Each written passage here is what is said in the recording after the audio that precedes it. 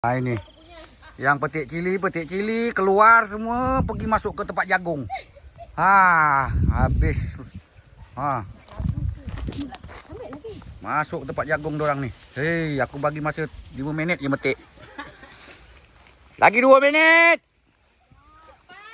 Cepat. Ustoi.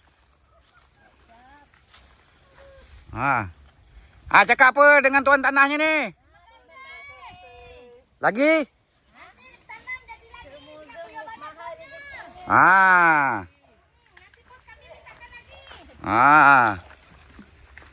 Inilah diorang berhenti petik cili, pergi masuk kebun sebelah kawan punya.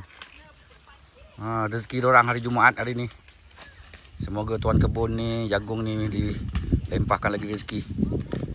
Pekerja cakap. Ketawa diorang.